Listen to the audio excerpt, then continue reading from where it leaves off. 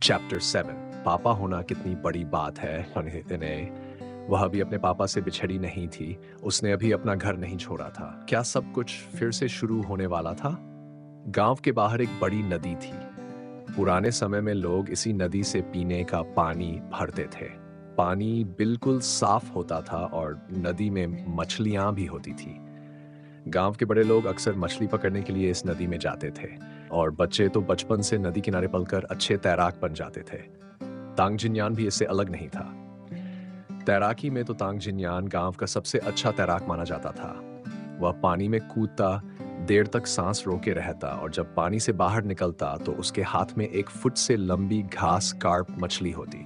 छोटी मछलियों को एक बाल्टी में डाला जाता था। तांग यूशिन एक पत्थर पर बैठी थी, अपनी छोटी सी बाल्टी को देखती हुई और गांव की ताजी हवा में सांस ले रही थी। उस हवा में मिट्टी की सौंधी खुशबू थी और पानी की ताजगी भी। यह था वेनोस के दशक का जीवन। गांव की सादगी, उसकी गरीबी, लेकिन साथ ही उसमें एक ईमानदार जिंदगी थी जहां हर कोई अपने काम से काम रखता था। भले ही जीवन परिपूर्ण न था, लेकिन परिवार में प्यार और सामंजस्य था और वही इसे सुखद बनाता था। उसने अपनी छोटी हथेली अपनी जांघ पर रखी और चुपचाप खुद को चुटकी काटी। दर्द हुआ, लेकिन वह मुस्कुराई। अब उसे पूरी तरह यकीन हो गया था कि वह फिर से जन्म ले चुकी है, वापस उसी उम्र में जब वह सिर्फ 3 साल की थी। उस समय वह अब भी अपने पापा की लाडली थी, उनकी छोटी सी राजकुमारी। जैसा कि लोग कहते हैं, सौतेली माँ मतलब सौतेला बाप और सौतेला बाप मतलब सौतेली माँ। वह तो जैसे खेत में पड़ी एक छोटी सी उपशित पत्ता गोभी थी, जो सौतेली माँ सौले बाप के साथ दुख झेलती रही। लेकिन पापा के साथ कुछ अलग था। उसका असली पापा उससे सच्चा प्यार थे, वही उसका एकमात्र सच्चा परिवार थे। पिछले जीवन में वह सच में अंधी रही, जो अपनी माँ के पीछे चल पड़ी। उसके पापा जो हर महीने गुजारा भत्ता भेजते थे, उसका कुछ भी फायदा उसे नहीं मिला था। जब उसकी बहन नूडल्स खाती थी, तो वह सिर्फ उसका पानी पीती थी। जब बहन सूप पीती थी, तो वह चाहती थी। यहाँ तक कि उसका पति भी आखिरकार उसकी बहन का हो गया।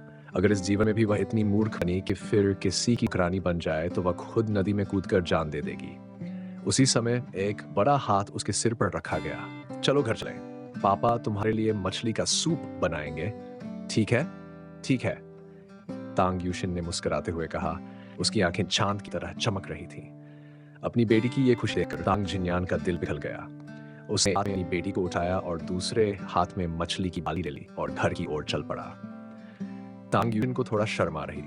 आखिर वह अगर से 30 साल से ऊपर की महिला थी, लेकिन उस समय उसका पापा सच में बहुत जवान था।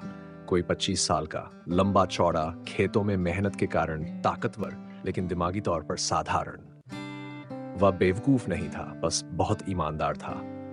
वह ऐसा इंसान था जो केवल देना जानता था, अपनी पत्नी और बेटी को सब कुछ देने वाला, ये जाने बिना कि उसकी पत्नी हमेशा उसके खिलाफ साजिशें रचती रही, यहाँ तक कि उनकी बेटी को भी शामिल कर दिया।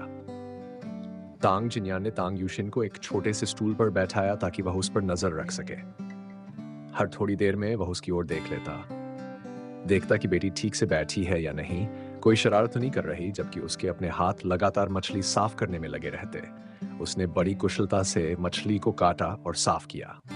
गांव में कौन सा आदमी ऐसा था जो कहीं बैठकर पैर फैलाए, अपनी बीवी से खाना परोसने का इंतजार ना करता हो। खाना खा लेने के बाद कटोरियां वहीं छोड़ देते और हाथ पीछे बांधकर टहलने निकल पड़ते।